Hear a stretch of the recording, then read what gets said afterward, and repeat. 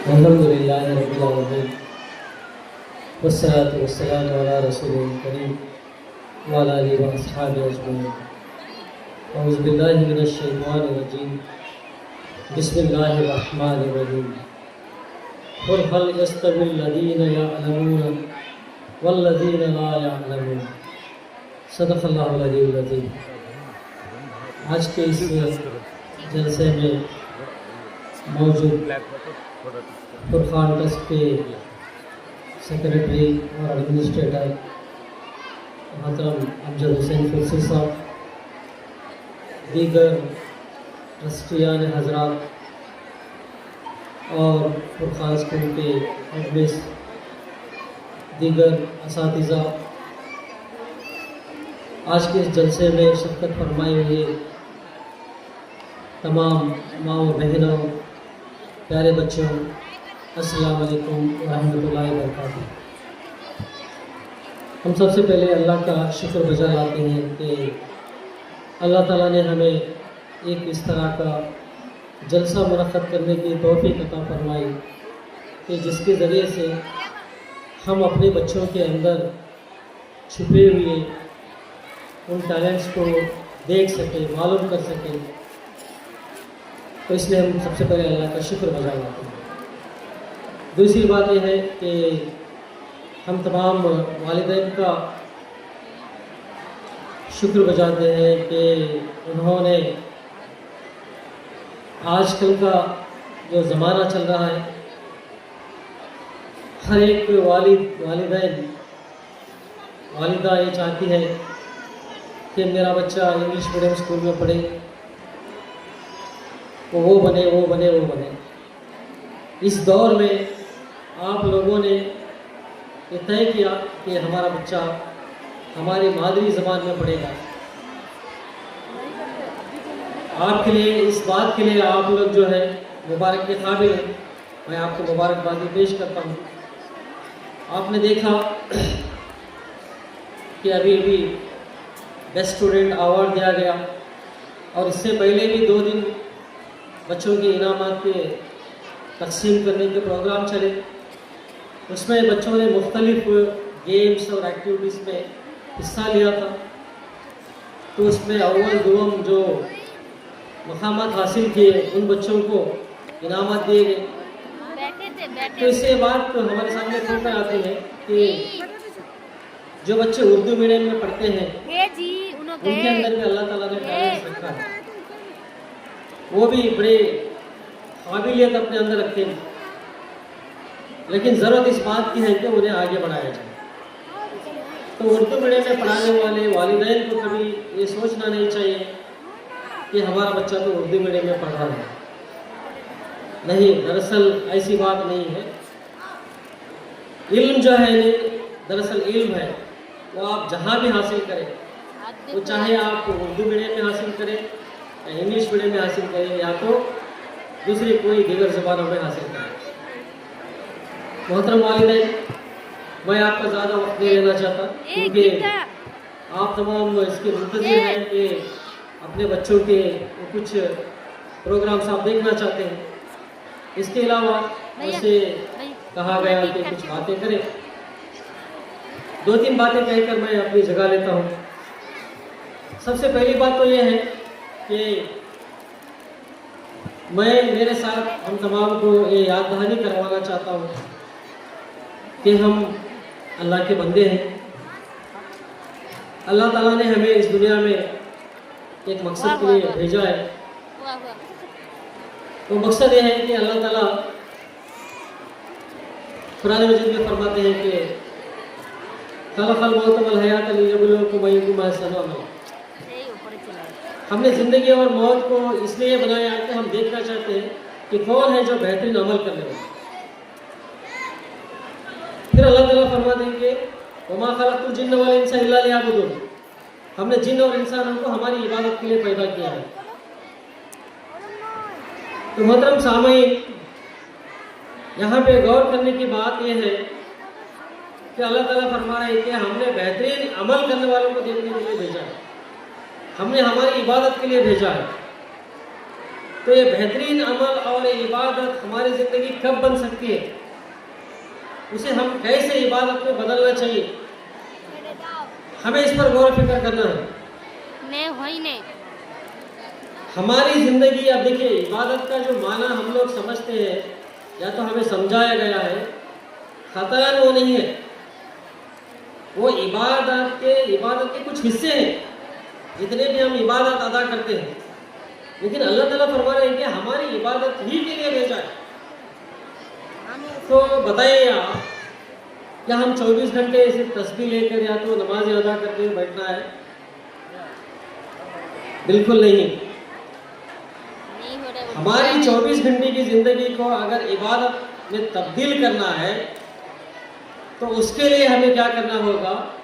ہمیں جاننا ہوگا کہ اللہ اور اللہ کے نبی صلی اللہ علیہ وسلم نے ہمیں اس دنیا میں زندگی گزارنے کے لیے کیا طریقے بتائے، کیا راستے بتائے۔ اللہ تعالیٰ نے قرآن مجید کے ذریعے، نبی نے اپنی زندگی کے ذریعے بتایا کہ انسان اس دنیا میں زندگی اپنی ایسے بسر کرے۔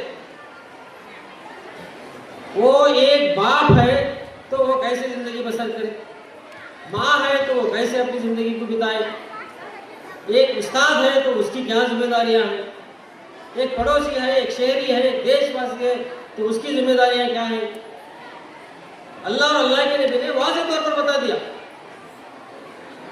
کہ ہماری ذمہ داریاں کیا ہیں، ہمیں اس دنیا میں کس لیے بھیجا گیا ہے، ہم اسے جانیں اور اس کے مطابق اپنی زندگی کو بسر کریں، اس کے مطابق اپنی زندگی کو گزاریں، تو ہماری زندگی کے 24 گھنٹے جو ہے وہ عبادت میں بدل جائیں گے۔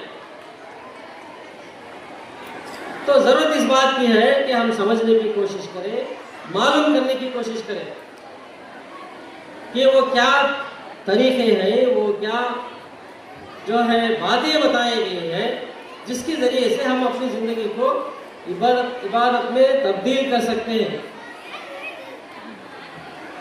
محترم والدین، پہلی بات تو یہ ہے۔ دوسری بات یہ ہے کہ اللہ تبارک تعالیٰ نے قرآن مجید میں فرمایا، جو میں نے آیت آپ کے سامنے پڑھ کر سنائی آغاز میں، اللہ تعالیٰ اس میں فرماتے ہیں کہ علم والا اور بے علم والا کبھی ایک ساتھ نہیں ہو سکتے۔ جس کے اندر علم ہے تو اس کی زندگی، اس کے دن و رات، اس کے لین دین، اس کے طریقے کار، تمام چیزیں الگ ہوتے ہیں۔ جس کے اندر علم نہیں ہے تو اس کی زندگی الگ ہوتی ہے۔ تو دراصل علم حاصل کرنا کس کے لیے، ہمیں وہ سوچنا چاہیے۔ کیا علم اس لیے ہمیں حاصل کرے یا تو دلوائے کہ ہمارا بچہ پڑھنا لکھنا جان لے، اس کے ذریعے سے ایک نوکری حاصل کرے، خوشحال زندگی گزارے؟ بالکل یہ اس کا مکمل مقصد نہیں ہے۔ علم حاصل کرنے کا یہ مکمل مقصد نہیں ہے۔ ہاں، یہ انسان کی زندگی کے ضروریات ہیں، انہیں حاصل کرنا چاہیے۔ ہاں، اس کے لیے بھی جو ہے اللہ اور اللہ کے نبی نے طریقہ بتایا کہ تمہیں اس طرح کی زندگی کے ضروریات کو حاصل کرنا چاہیے اور انہیں اس طرح سے خرچ کرنا چاہیے۔ تو ہمیں اس کی کوشش کرنا ہوگا۔ دراصل مکمل علم ہے کیا؟ مکمل علم وہ ہے کہ ایک بندہ، ایک انسان اس دنیا میں اپنی زندگی ایسے بسر کرے جس کے ذریعے سے اللہ تبارک تعالیٰ جو ہے خوش ہو جائے، اللہ تبارک تعالیٰ راضی ہو جائے۔ وہ اپنے چاہے گھریلو زندگی ہو، اپنے چاہے وہ لین دین کی زندگی ہو، اپنے چاہے وہ کہیں پہ بھی وہ اگر امپلائی ہے تو وہ زندگی ہو، اس کی پوری زندگی جو ہے ایسے گزرے جیسے اللہ اور اللہ کے نبی نے بتایا ہے۔ یہ علم والے کی جو ہے خصوصیات ہے۔ اس لیے اللہ تبارک تعالیٰ نے قرآن مجید میں مختلف مقامات پر الگ الگ ایگزامپلس دے کر بتایا کہ آنکھ والا اور اندھا کبھی ایک ساتھ نہیں ہو سکتا ہے، جنت میں جانے والے اور دوزخ میں جانے والے کبھی ایک ساتھ نہیں ہو سکتے، اور عقل رکھنے والا اور بے عقل کبھی ایک ساتھ نہیں ہو سکتا ہے۔ تو اس کا مقصد کیا ہے؟ بتانے کا مقصد یہ ہے کہ لوگ غور کریں، غور و فکر کریں، سوچیں۔ تو علم کے ذریعے سے ہمیں کرنا کیا چاہیے؟ تو دوسری بات یہ ہے کہ ہم مکمل علم کو حاصل کرنے کی کوشش کریں، ہمارے بچوں کو ہم مکمل علم دینے کی کوشش کریں۔ ہاں یہ بات ہمیں جاننا چاہیے، یہ صرف اساتذہ اپنا زور لگائے، اپنا وقت لگائے، اس سے یہ ہونے والا نہیں۔ اس کے لیے والدین اپنا وقت دیں، اس کے لیے والدین اپنے بچوں کو ساتھ میں بٹھائیں، والدین اپنے بچوں کے جو سوالات ہیں انہیں حل کریں۔ بچہ جو بھی آپ سے سوالات کرے گا ان سوالات کا صحیح جواب دینے کی کوشش کریں، بچے کے ساتھ وقت گزاریں، جب جا کر ہم اس بچے کو مکمل علم حاصل کرنے والا بنائیں گے۔ ورنہ وہ کتابیں تو پڑھ لے گا لیکن بعد میں اس کی زندگی ایسی ہوگی جانوروں جیسی زندگی ہوگی۔ دیکھیں جیسے جانور کسی کو پھاڑ کھانے کے لیے سوچتا نہیں، درندہ اسی طرح کی اس کی زندگی ہوگی۔ تو اس لیے ہمیں ہمیشہ اس کا خیال رکھنا چاہیے کہ ہم اپنے بچوں کو علم کس لیے دلائیں اور مکمل علم دلائیں، وہ آدھا علم نہیں دلائیں گے، صرف کچھ ABCD سکھایا، کچھ میتھمیٹکس سکھایا، کچھ سائنس سکھایا، چھوڑ دیا نہیں۔ مکمل علم یہ ہے کہ بندہ اپنے پیدا کرنے والے کو پہچانے، اپنے رہنما، اپنے رہبر کو پہچانے، یہ دراصل مکمل علم ہے۔ تو ہمیں کوشش یہ کرنا ہوگا کہ ہمارے بچوں کو ہم مکمل علم دلائیں، تو اس کے لیے قربانیاں دینا ہوگا، اس کے لیے وقت لگانا ہوگا، جب جا کر یہ حاصل ہو سکتا ہے۔ تیسری اور آخری بات ہے کہ محترم حضرات، ہم جانتے ہیں کہ اللہ تبارک تعالیٰ نے جس زندگی عطا کی ہے بڑی انمول زندگی ہے، اور ہمیں اس کا یقین بھی ہے جتنے بھی چرند پرند اس دنیا میں جتنے بھی جاندار پیدا ہوئے ہیں وہ سب مرنے والے ہیں اور ہمیں بھی موت آنے والی ہے۔ کوئی یہاں پرمنٹ رہنے کے لیے نہیں آیا۔ اللہ تعالیٰ نے واضح طور پر بتا دیا کہ تم میں سے ہر ایک کو مرنا ہے، کوئی بھی یہاں پرمنٹ زندہ نہیں رہے گا۔ تو ہمیں اسے یاد رکھنا چاہیے کہ اللہ تعالیٰ نے کہہ دیا کل نفس ذائقۃ الموت، ہر ایک نفس کو جو ہے موت کا مزہ چکھنا ہے۔ تو ہمیں اپنی موت کو یاد رکھنا ہوگا۔ اتنا ہی نہیں بلکہ اللہ تعالیٰ نے آگے پھر فرمایا انما توفون اجورکم یوم القیامہ، ہم تمہیں قیامت کے دن وہ تمام چیزیں دکھائیں گے تم نے زندگی میں کیا کچھ کیا ہے۔ تم ماں بن کر اپنی کیا ذمہ داری ادا کی ہے کیا نہیں کی، باپ بن کر اپنی ذمہ داری کو ادا کیے کیا نہیں کیے، تم ایک اساتذہ یا ٹیچر بن کر اپنی ذمہ داری کو ادا کیے نہیں کیے۔ یہ تمام چیزوں کو اللہ تبارک تعالیٰ کل قیامت کے دن دکھانے والے۔ تم ایک مسلمان تھے، تم پر ذمہ داریاں تھی، ان ذمہ داریوں کو ادا کیے نہیں کیے۔ اللہ تعالیٰ فرمائیں گے ہم قیامت کے دن دکھا کر رہیں گے، تمہارے جتنے بھی اعمال ہیں زندگی کے ان تمام اعمال کو ہم دکھا کر رہیں گے۔ پھر آگے فرماتے اللہ تعالیٰ فَمَنْ زُحْزِحَ عَنِ النَّارِ وَأُدْخِلَ الْجَنَّةَ فَقَدْ فَازَ، کامیابی بتا رہے ہیں۔ کامیابی کیا ہے؟ کامیابی کچھ بلڈنگیں بنا لے، کچھ پیسے جمع کر لے، کچھ کھا لے خرید لے نہیں۔ ہاں یہ زندگی کی ضرورت ہے، اسے کر لینا چاہیے اور اس کا طریقہ بھی بتایا گیا۔ اللہ تعالیٰ جو کامیابی کا ڈیفینیشن بتا رہے ہیں کہ جسے جہنم سے بچا لیا گیا، جنت میں داخل کیا گیا، دراصل وہ کامیاب ہے۔ تو ہمیں اس کامیابی کے طرف کیا ہے دوڑنا چاہیے، اس کامیابی کو حاصل کرنے کے لیے ہمیں کوشش کرنا چاہیے۔ اس لیے اللہ تبارک نے کہا سارعوا الی مغفرۃ من ربکم ارض السماوات جنت ارض السماوات والارض، دوڑو اس جنت کی طرف، ہم نے زمین اور آسمان سے بڑھ کر تمہارے لیے بنایا۔ تو محترم سامعین، یہ زندگی بڑی قیمتی ہے، ختم ہونے والی یقیناً۔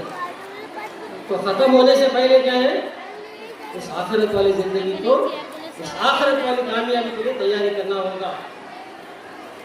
اس کے لیے کیا کرنا ہوگا؟ اپنی اپنی ذمہ داری کو ادا کرنا ہوگا۔ ہر ایک کی اپنی اپنی ذمہ داری ہے اور اللہ تعالیٰ کل اس کے بارے میں یقیناً پوچھیں گے۔ مجھے پوچھا جائے گا میری ذمہ داری کے بارے میں، آپ سے پوچھا جائے گا آپ کی ذمہ داری کے بارے میں، ماں سے پوچھا جائے گا ماں کی ذمہ داری کے بارے میں، باپ سے پوچھا جائے گا باپ کی ذمہ داری کے بارے میں۔ اللہ تعالیٰ بیان فرما رہے ہیں کہ دراصل کامیابی یہ ہے کہ جسے جہنم سے بچا لیا گیا، جنت میں داخل کیا گیا، دراصل وہ کامیاب ہے۔ تو محترم سامعین، یہ کچھ باتیں تھیں جو مجھے آپ کے سامنے رکھنا تھا۔ اللہ تعالیٰ سے دعا ہے کہ اس امید کے ساتھ آپ اس پر غور و فکر کریں گے، اللہ ہمیں انہیں سمجھنے کی، یاد رکھنے کی توفیق عطا فرمائے، اور جو باتیں صحیح تھی اس پر عمل کرنے کی اللہ ہمیں توفیق عطا فرمائے۔ اللہ تعالیٰ دنیا اور آخرت میں کامیابی عطا فرمائے۔ وآخر دعوانا الحمدللہ رب العالمین۔